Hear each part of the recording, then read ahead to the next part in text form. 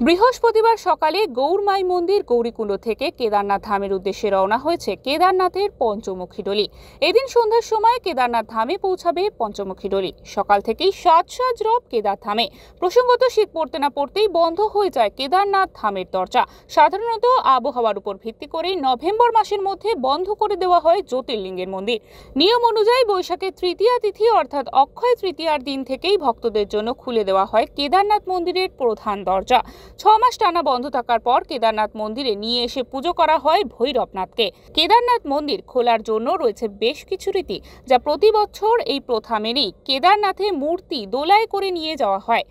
আর সেই বিশেষ দিনটি হলো অক্ষয় তৃতীয়া। শুধুমাত্র এপ্রিল মাসের শেষ থেকে কার্তিক পূর্ণিমা অবধি খোলা থাকে।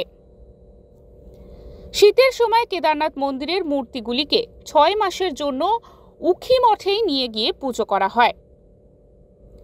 ব্যুরো রিপোর্ট, ওঙ্কার বাংলা।